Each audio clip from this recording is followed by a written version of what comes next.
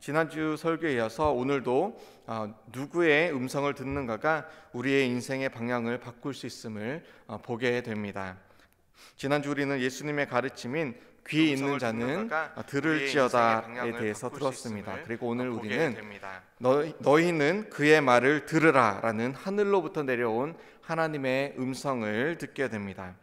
이 변화산 사건 당시에는 이 베드로가 무슨 광경을 본 것인지 또 본 그 광경의 장면의 의미가 무엇인지 전혀 알지 못한 채 횡설수설한 것을 알 수 있습니다. 그런데 그는 이 예수님의 십자가의 사건과 또 부활과 내 양을 먹이라 라는 가르침, 그리고 예수님의 승천하심과 또 성령님의 강림 사건을 통해서 이 예수님의 가르침을, 그리고 변화산에서의 예수님의 영광스러운 이 변모하신 이 사건이 무엇인지 정확하게 이해하게 되고 또 이후에 깨닫게 됩니다. 그래서 이에 대해서 적은 베드로후서 2장 16절로 18절에 그의 깨달음이 기록되어 있습니다.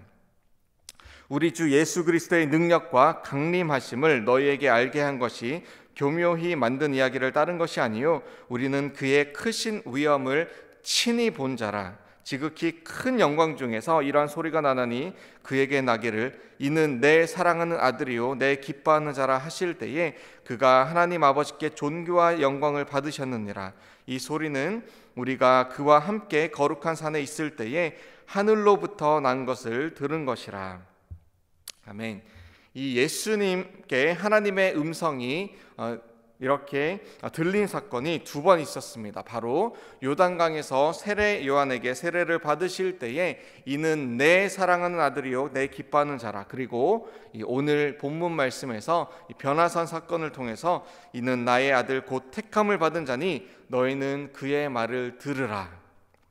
하나님께서 이 땅에 보내신 이 예수 그리스도는 하나님의 사랑하는 아들이십니다. 그리고 하나님께서 기뻐하시는 자이십니다. 하나님의 택하심을 입은 자입니다. 그리고 우리가 귀를 열어서 그 음성을 들어야 할 분이십니다. 오늘 우리는 우리 인생의 진리 되시며 또 참 스승이시오 또 구원의 길 되신 예수 그리스도의 영광에 참여하는 자 되기를 바랍니다. 그리고 또 한 가지 우리가 이 본문의 말씀을 통해서 배워야 할 중요한 가르침은 바로 주님의 변화된 모습을 통해서 우리 또한 모든 믿는 자들 또한 주님 안에 날마다 변화되기를 원하시는 그러한 주님의 음성을, 하나님의 심정을 우리가 발견해야 됩니다. 로마서 12장 1절로 2절 말씀, 그리고 고린도후서 3장 18절 말씀에서 바울은 우리에게 변화된 삶에 대해서 상세하게 기록하고 있습니다. 그러므로 형제들아 내가 하나님의 모든 자비하심으로 너희를 권하노니 너희 몸을 하나님이 기뻐하시는 거룩한 산 제물로 드리라. 이는 너희가 드릴 영적 예배니라. 너희는 이 세대를 본받지 말고 오직 마음을 새롭게 함으로 변화를 받아 하나님의 선하시고 기뻐하시고 온전하신 뜻이 무엇인지 분별하도록 하라.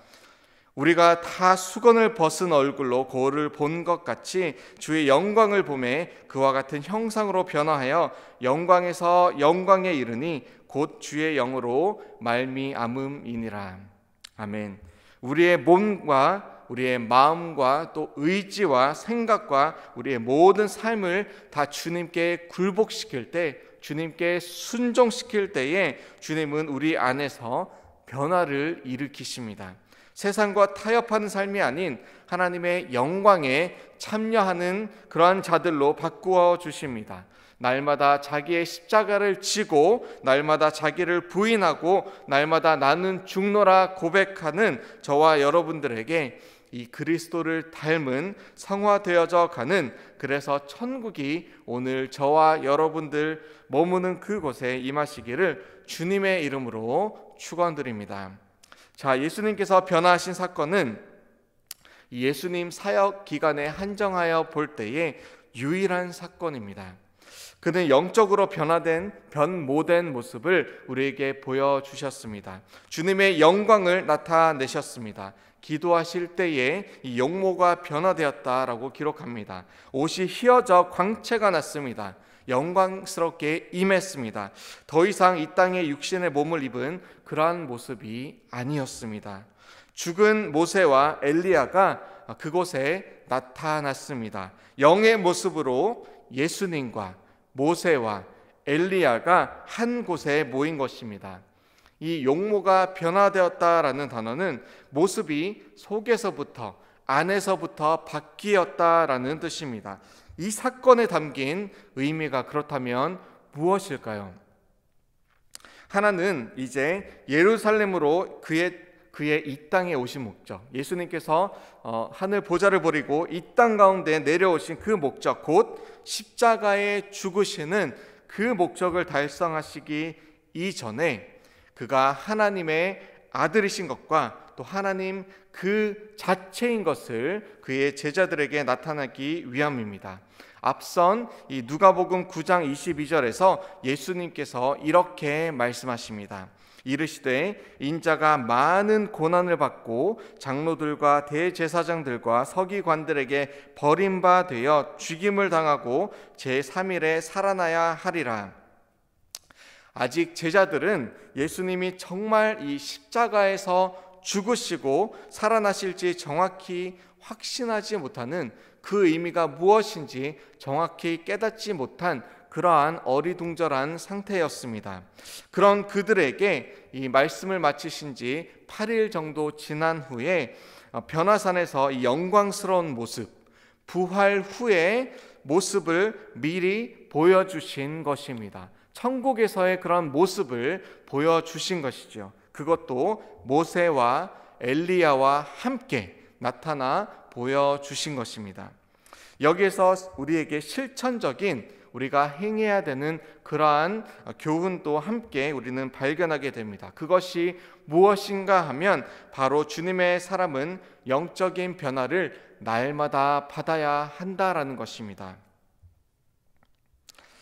우리의 몸과 마음과 그리고 의지와 생각을 주님께 굴복시킬 때에 날마다 우리의 몸을 쳐서 복정시킬 때에 거룩한 산 제사로 주님 앞에 드릴 때에 주님께서는 우리를 내면으로부터 변화시키시며 또 세상을 본받는 대신에 세상을 변화시킬 주님의 종들로, 주님의 자녀로 변화시켜 주십니다. 그래서 거울을 보는 것 같이 주님의 영으로 영광에서 영광으로 이르게 해 주시는 것입니다. 이러한 날마다 성령의 도우심을 힘입어서 우리가 그리스도를 닮아가는 그러한 모습으로 바뀌어가는 것을 성화라고 부릅니다. 성화. 바로 나는 날마다 죽고 죄에 대해서는 죽고 이제 예수 그리스도를 닮아서 예수님과 같은 모습으로 점차적으로 조금씩 성령님의 힘을 힘입어서 그렇게 변화되는 것을 성화라고 부르는 것입니다. 하나님의 자녀를 향하신 하나님의 뜻이기도 합니다. 사도 요한은 요한일서 3장 2절에서 이렇게 기록하고 있습니다. 사랑하는 자들아, 우리가 지금은 하나님의 자녀라. 장래에 어떻게 될지는 아직 나타나지 아니하였으나 그가 나타나시면 우리가 그와 같을 줄을 아는 것은 그의 참모습 그대로 볼 것이기 때문이니. 이 예수님께서는 그의 제자들을 변화시키시기 위해서 그의 자녀들을 그가 가는 곳에 데리고 다니셨습니다. 그 중에도 이 베드로와 야고보 또 요한이 언제 주님과 함께 하였는지 한번 우리가 그 발자취를 따라가 보겠습니다. 바로 야이로의 딸을 죽음에서 일으키실 때에 이 세 제자들이 베드로와 두 형제가 함께 있었습니다. 또한 이 겟세마네 동산에서 십자가를 앞에 두고 기도하실 때에 이 베드로, 요한, 야고보가 함께 하였습니다. 변화된 예수님, 부활의 예수님, 그리고 고난에 참여하는 그러한 예수님, 이에 대해서 빌립보서 3장 10절은 이렇게 기록합니다. 내가 그리스도와 변화된 그리스도와 그 부활의 권능과 또 그 고난에 참여함을 알고자 하여 그의 죽으심을 본받아. 이 예수님의 변화된 모습과 그리고 예수님의 부활과 또 고난의 예수님을 눈앞에 두고도 이 베드로와 두 형제는 안타깝게도 깊이 졸았습니다. 그런데 잠에서 깨어 예수님의 영광을 잠시나마 보았다라고 기록합니다. 그리고 함께 선 모세와 엘리야를 발견하였습니다. 모세가 누구입니까? 바로 율법을 기록한 자요. 엘리야는 누구입니까? 모든 선지자의 대표자가 아닙니까? 말씀 그 자체시요 율법의 완성이신 예수님과 이 모세가 또 함께 섰습니다. 선지자들이 오신다 오실 것이다 라고 그렇게 애타게 외쳤던 메시아, 그가 바로 오늘 엘리야와 함께 섰습니다. 율법과 예언의 성취이신 예수님께서 모세와 엘리야가 함께한 그 자리가 어떠한 자리입니까? 이 자리에 깊이 잠든 세 제자들을 두시고 예수님께서 이제 별세할 것을 말씀하십니다. 별세는 어떤 말입니까? 엑소더스, 곧 출애굽을 뜻하는 단어입니다. 여기서 예수님의 출애굽은 곧 예루살렘으로 향하여서 가서 이 성취될 예수님의 죽음을, 이 땅에서의 죽음을 의미합니다. 모세는 이스라엘을 애굽에서 구원하시는 하나님께 사용을 받았습니다. 엘리야는 이스라엘 백성들이 거짓된 신, 곧 우상들을 섬기는 이 속박으로부터 건져내었습니다. 마침내 예수 그리스도께서 그의 자녀들을 죄와 사망으로부터 그 속박에서부터 자유함을 주셨습니다. 그 죄악된 세상에서 별세하시는, 죽으시는, 출애굽하시는 이 십자가를 지시는 주님께서 모세와 그리고 엘리야와 함께 이 하나님의 언약을 말씀하시는데 새 제자는 세상 모르고 쿨쿨 잠을 자고 있었던 것입니다. 이때에 베드로가 일어나서 영광 중에 서신 이 베드로가 이 예수님과 모세와 엘리야를 보게 됩니다. 변모된 예수님을 발견하는 것이죠. 그리고 자기도 알지 못하는 그런 말을 합니다. 주님, 여기 너무 좋습니다. 초막을 지었으면 좋겠습니다. 주님 거 하나, 모세 거 하나, 그리고 엘리야 것 하나, 그렇게 세 개를 지읍시다. 여기서 우리는 유대인의 전통일 중에 하나인 이 초막절을 떠오르게 됩니다. 초막절이 무엇입니까? 장차 다시 오실 하나님의 나라와 관계가 있는 애굽에서 나와서 40년 광야 생활을 기억하면서 하나님께서 초막에 거주하게 하시는 것을 기념하기 위해서 7일 동안 즐거워하는 절기가 바로 이 초막절입니다. 베드로는 그저 초막을 산에 지어두고는 예수님과 모세와 엘리야와 즐거운 시간 그저 보내기를 바라는 그러한 마음이 자기도 모르게 그렇게 입 밖으로 툭 튀어난 것입니다. 예수님의 방향은 그런데 지금 어디입니까? 바로 예루살렘입니다. 골고다 언덕입니다. 십자가입니다. 죽음입니다. 그런데 이 베드로는 세상 모르고 예수님의 방향을 모르고 그저 산에 머물고자 이야기하는 것입니다. 초막 지어두고 예수님과 모세와 엘리야와 산에 있고 싶어합니다. 이 시간이 너무 좋습니다. 그런데 이것은 하나님의 뜻이 아니었습니다. 하나님께서 이때 말씀하십니다. 구름을 보내십니다. 그리고 구름 속으로 예수님과 두 사람이 들어갑니다. 그리고 이 구름 속으로 구름을 뚫고 소리가 납니다. 이는 나의 아들 곧 택함을 받은 자니 너희는 그의 말을 들으라. 그리고 구름이 걷혔습니다. 소리가 그쳤습니다. 모세와 엘리야는 사라졌고 예수님만 보였습니다. 자, 놀라운 사건이 벌어졌습니다. 기묘한 환상적인 놀라운 시간이 잠깐 이 변화산에서 벌어졌습니다. 산에서의 하나님과의 만남은 잠깐이었습니다. 기적과 같은 시간은 찰나에 불과했습니다. 그런데 이런 삶이 우리 그리스도인들의 삶을 많은 시간 구성하는 것은 아니지요.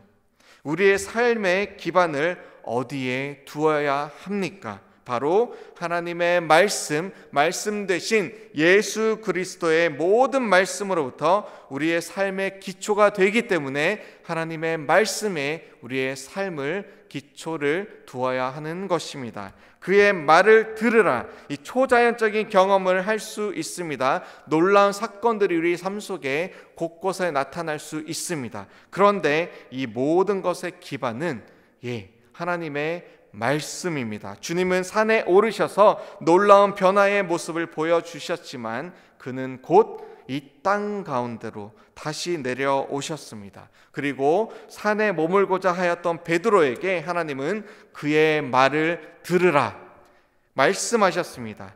이 베드로가 그의 두 번째 편지인 베드로후서 1장 12절로 21절에서 왜 말씀에 대해서 하나님의 말씀에 대해서 다시금 강조하며 기록하였겠습니까? 결국 하나님의 사람들의 변화는 우리의 변용, 우리의 형태의 변화는 겉사람의 변화가 아닌 속사람의 변화에서부터 말미암기 때문입니다. 하나님의 모든 말씀으로 인해서 우리의 삶이 완전히 변화받을 수 있다는 것을 우리는 오늘 말씀을 통해서 깨닫게 됩니다. 베드로는 낙심하지 않았습니다. 비록 초막은 짓지 못했지만 산에 머물면서 이 환상적인 신비한 체험을 계속하지는 못하였지만 그는 말씀 그 자체이신 예수님과 동행하며 예수 그리스도의 삶과 또 십자가에서의 죽음, 부활과 또 부활 이후에 자신에게 찾아오셔서 먹이시며 용서하시며 또 승천하신 그 예수님, 그리고 다시 오실 그 예수님을 믿음으로 보고 고백하였습니다. 결국 말씀대로 모든 것을 이루신 주님과 그는 함께하였고 그도 말씀을 좇아서 살다가 주님께로 돌아갔습니다. 오늘 그의 말을 들으라라는 이 말씀이, 이 하나님의 음성이 저와 여러분들에게 말씀하시는 하나님의 음성이 되기를 축복합니다. 말씀 속에서 영광스러운 주님을 발견하시며 말씀대로 살아가시며 말씀이 오늘 우리 삶 속에서 이루어지는 이 놀라운 축복이 저와 여러분들에게 늘 함께 하시기를 주님의 이름으로 축원합니다. 우리 함께 기도하시겠습니다. 하나님 감사합니다. 우리가 하나님의 음성 듣기 원합니다. 오늘 살아있는 이 하나님의 말씀을 우리가 대면합니다. 주님, 잠깐 우리가 하나님의 그 영광을 보며 감격하며 즐거움 속에 또 살아갈 수 있지만 하나님, 우리가 다시금 이 변화산에서 내려와서 우리의 골고다 언덕을 걸을 때에, 우리가 예루살렘으로 향하는 그 걸음을 걸어갈 때에 하나님, 우리가 하나님과의 만남을 기억하며 또 하나님의 음성을 우리가 우리 마음속에 품으며 말씀을 가까이하며 말씀대로 그렇게 순종함으로 하나님의 뜻을 이루어가는 그런 주님의 모든 제자들 다 될 수 있도록 주여 축복하여 주시옵소서. 우리 삶 속에 말씀이 풍성하게 해주시고 말씀에 순종할 때에 하나님의 놀라운 일들이 우리의 매일매일 삶 속에서 이루어지도록 주여 우리의 삶을 인도하여 주시옵소서. 우리를 사용하여 주시옵소서. 감사드리며 예수 그리스도의 이름으로 이 모든 말씀 기도드립니다. 아멘.